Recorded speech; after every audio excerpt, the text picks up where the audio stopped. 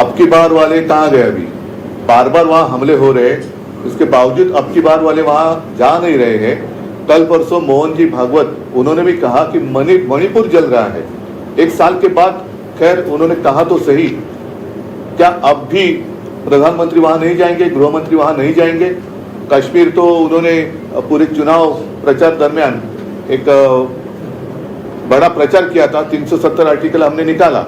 उसकी सच्चाई भी क्या है मैंने भी रखी थी सबके सामने, और हमारे जो वकील साहब है असीम सरोदे जी, उन्होंने भी कहा था।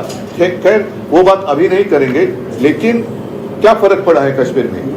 जाने तो जा रही है, और ये तो व्यस्त है सरकार हमने कितने बार, तीसरी बार सरकार स्थापन किया,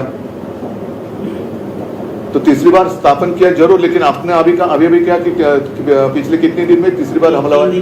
3 दिन में 3 हमले हुए हैं। तो जिम्मेदार कौन है? क्या अब भी मोदी जी वहां नहीं जाएंगे? कि अब भी वो बाकी जो विपक्ष, हम तो विपक्ष नहीं मानते, प्रतिपक्ष कहते हैं, उनको ही खत्म करने में अपना आनंद मनाएंगे? तो जिम्मेदारी उनकी है। अगर उनसे ये सारी बातें नहीं संभाली जाती तो फिर से प्रधानमंत्री होने का उनको कोई अधिकार नहीं। अभी मोहन भागवत यांनी सांगितले की मणिपूरकडे लक्ष देणं गरजेचं आहे, आता काय वाटतं? नाही, मी आता म्हटलं तसं की 1 वर्षभरानंतर भागवत साहेब बोलले, हे सुद्धा कमी नाही, थोडं नाही।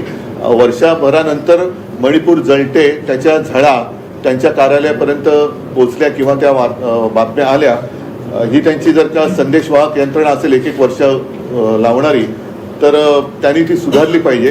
परंतु ते जे बोलले ते प्रधानमंत्री गांभीर्याने घेणार आहेत का? कारण निवडणुकीच्या शेवटी आपण बघितलं होतं की स्वतः भाजपचे अध्यक्ष नड्डा यांनी सांगितलं होतं की आता आम्हाला संघाची गरज नाही, आम्ही भाजप म्हणून समर्थ आहोत। तर राष्ट्रीय स्वयंसेवक संघ जो एक पाया मानला जातो, त्यांची सुद्धा आता ही गरज संपलेली आहे। आणि मोहन भागवत सारख्या एका ज्येष्ठ नेत्यांनी हे त्यांच्या व्यथा मांडल्यानंतर आता तरी प्रधानमंत्री आणि गृहमंत्री मणिपूरमध्ये जाणार आहेत की नाही? तसंच काश्मीर पुन्हा पेटले। काश्मीरच्या बाबतीमध्ये प्रचारात जे ढोल पिटले गेले होते, 370 कलम काढलं, ते काढलेलं नाही, ते होल्डवर टाकलेलं आहे। हे बाकीच्या गोष्टी ह्या तांत्रिक आहेत, ते वकील तुम्हाला सांगतील।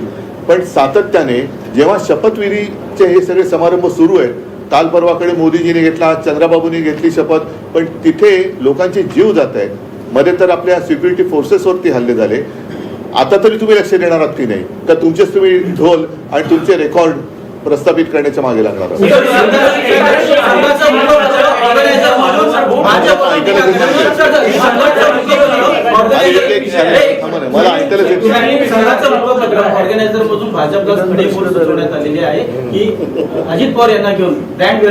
बघा, आज ती मी बातमी थोडक्यात वाचली, ऑर्गनायझरनी खडेबोल बनवलेले आहेत, देशातल्या मतदारांनी सुद्धा भाजपला खडे चाललेले आहेत। तर असे खडे सगळं चालल्यानंतर आता तरी भाजप सुधारणार आहे की नाही? का अजूनही आपल्या देशातले जे प्रतिपक्ष आहेत त्यांना संपवण्याच्या मागे ते लागणार आहेत? देशासमोरील संकटांना ते संपवणार आहेत की नाही? तर देशातल्याच आपल्या नागरिकांचे जे पक्ष आहेत, जे नागरिकांच्या व्यथा लोकसभेत मांडतात, विधानसभेत मांडतात, त्यांनाच जर काही संपवण्याच्या मागे लागणार असतील तर सरकार हे कुचकाम आहे।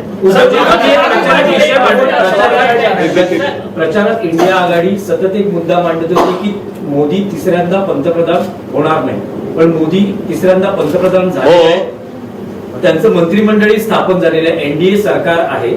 तुम्हाला या सरकारचं भवितव्य काय वाटतं? आणि तुम्ही पहिल्या पत्रकार परिषदेत असं म्हटलं होतं की आपण सरकार स्थापन करणं गरजेचं आहे। बरोबर आहे, मी सरकारच्या भवितव्याशी मला काही देणं घेणं नाही, मला देशाच्या भवितव्याशी आहे।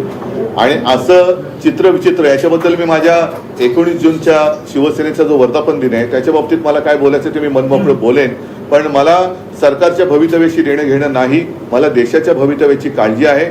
आणि ज्या पद्धतीने मारून मुटकून, कारण ते 400 पार होणार होते, ते 240च्या आत किंवा 240 वरती अडकले, आणि मग मोदी सरकारचं आता एनडीए सरकार झालं। तर आता म्हणून मी म्हटलं की आता आज आपण जमलो ते माझ्या शिवसेनेच्या पदवीधर मतदारसंघातील उमेदवार अनिल परब यांच्या वचननाम्याच्या प्रकाशनासाठी जमलेलो आहोत। मी ह्याबद्दल मला जे काय बोलायचं आहे ते माझ्या शिवसेनेच्या वर्धापन दिनी 19 जूनला विस्ताराने बोलेन।